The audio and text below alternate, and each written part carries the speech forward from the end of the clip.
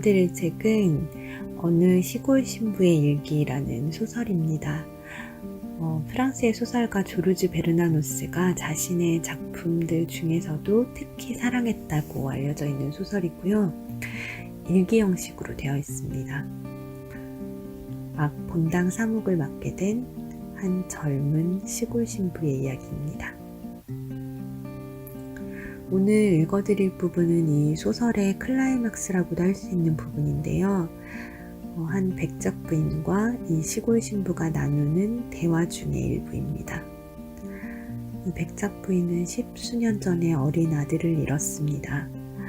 이후 오랜 기간 냉담하고 냉소적인 마음으로 하느님을 증오하면서 살아왔지만 겉으로는 모든 신앙의 의무를 충실히 이행해 왔습니다. 이 부인은 신부와 나누는 대화 중에 드디어 그 오랜 냉소를 벗고 하느님과 마주하여 서서 마침내 그분의 음성을 듣고 평화에 이르게 됩니다. 대화가 길어서 시간 내에 다 읽어드리기가 어려워서요. 중간중간에 내용을 이해할 수 있는 선에서 생략하면서 읽어드립니다. 감수하시고 하느님의 뜻에 맡겨야 합니다. 마음을 여시고 말입니다.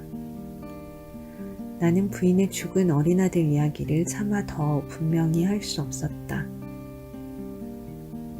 그런데 감수하며 맡긴다는 말이 그녀에게 생경하게 들렸던 것 같다. 제가 무엇을 감수하라고요? 그러더니 그녀는 갑자기 깨달은 모양이었다. 감수하고 맡긴다고요? 그녀는 가슴이 서늘해질 정도로 조용한 목소리로 말했다. 무슨 뜻을 담고 하신 말씀이시죠? 제가 전혀 감수하지 않는단 말씀인가요?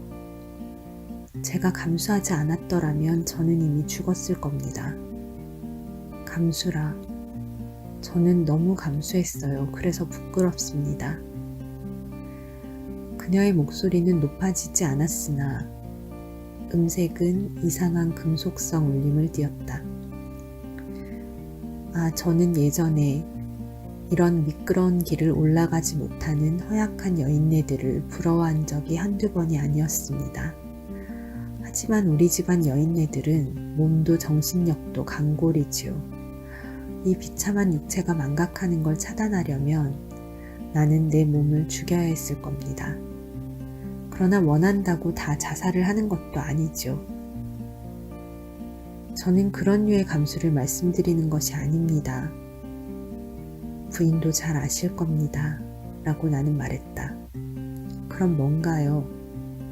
저는 미사에도 가고 부활절에는 영성체도 합니다. 교회 다니는 걸 다 그만둘 수도 있었어요. 실제로 그럴까 생각해 보았습니다. 그러나 나답지 못한 일 같더군요. 부인 그 어떤 신성모독도 그 말씀보다는 나을 것 같습니다.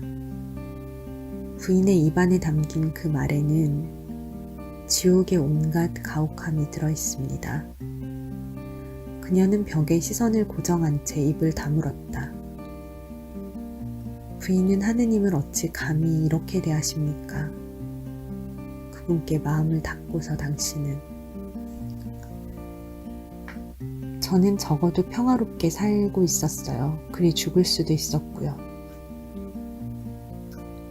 이제는 그리 되실 수 없습니다.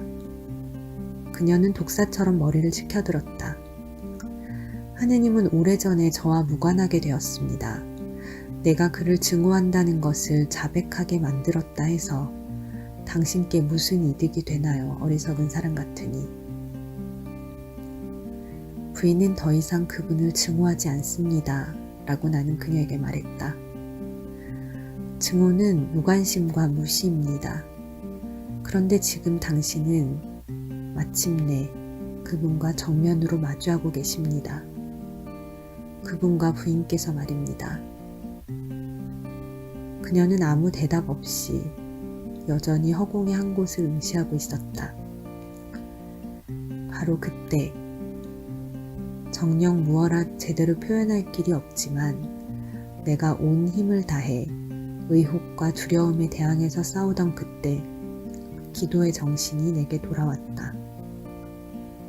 이 말뜻에 오해 없기를 바라며 적는다. 이 뜻밖의 대화 시초부터 나는 사실 경박한 그리스도인들이 기도라는 말에 부여하는 의미의 기도는 줄곧 드리고 있었다. 인공호흡기를 달고 있는 가여운 짐승 같은 존재도 호흡 운동이야 어쨌든 가능하겠지만 그게 무슨 참 소용이겠는가.